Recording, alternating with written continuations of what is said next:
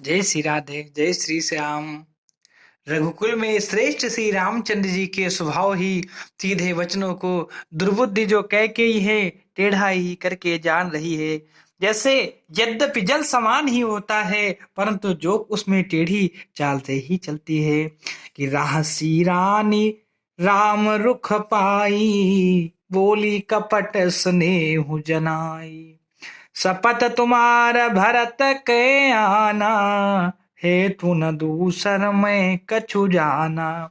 जो रानी कैकेयी हैं श्री रामचंद्र जी का रुख पाकर हर्षित हो गई और कपटपूर्ण स्नेह दिखाकर बोली, तुम्हारी शपथ और भरत जी की सौगंध है, मुझे राजा के दुख का दूसरा कुछ भी कारण विदित नहीं है। तुम अपराध जो गुण ही ताता, और जननी जनक बंधु सुख दाता।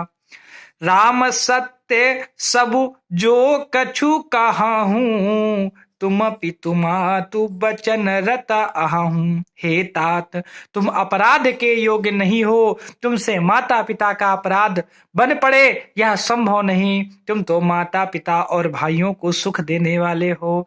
मेरे राम, हे राम, तुम जो कुछ भी कह रहे हो सब सत्य है। तुम पिता माता के वचनों के पालन में तत्पर हो और पितहि बुझाई कहूँ बलि सोई, चौथे पन जही अजसु न होई। तुम समसुअन सुकतु जही दीन है, उचित नता सुनिरादरु कीन है।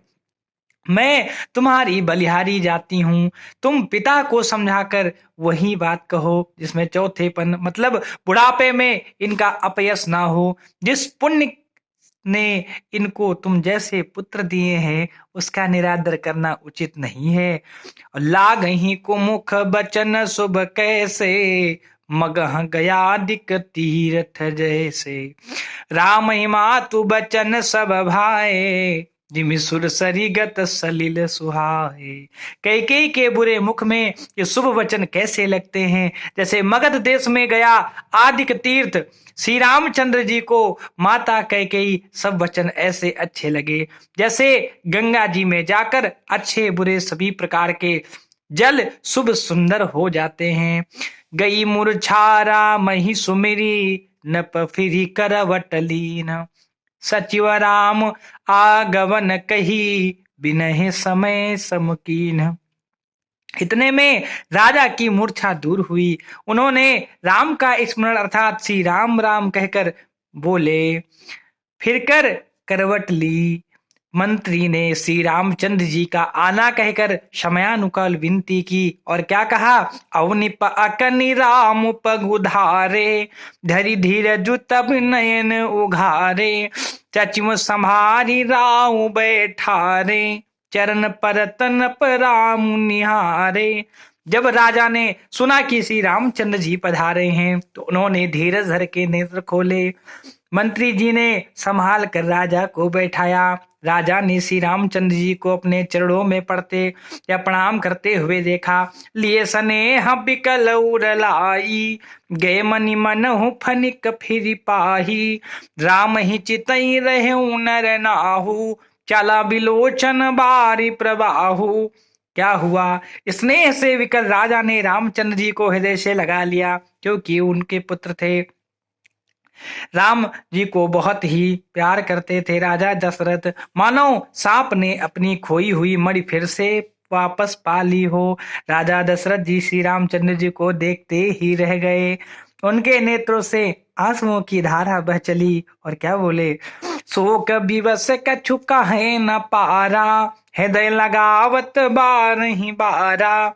विधि मनाव राव मन माही, जहि रघुनाथ न कानन जाही। शोक के विशेष वश होने के कारण राजा कुछ नहीं कह सकते। वे बार बार श्री रामचंद्र जी को हृदय से लगाते हैं और मन में ब्रह्मा जी को मनाते हैं कि जिससे रघुनाथ जीवन को न जाएं। सुमिर महेश कहाई निहोरी, विनती सुनहु सदा शिव मोरी। आशुतोष तुम अवधर दानी, आरती हरहु दीन जनु जानी।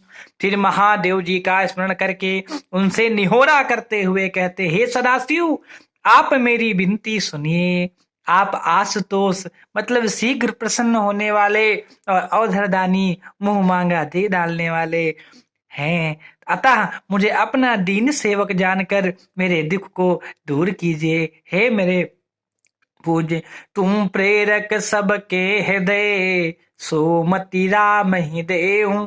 बचनु मोर तनि रहाई घर, परिहरि सीलु स्नेहु। आप प्रेरक रूप से सबके हृदय में हैं।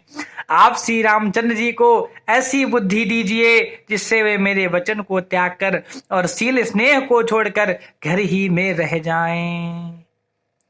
जय जय श्री राम, जय जय श्री राधे।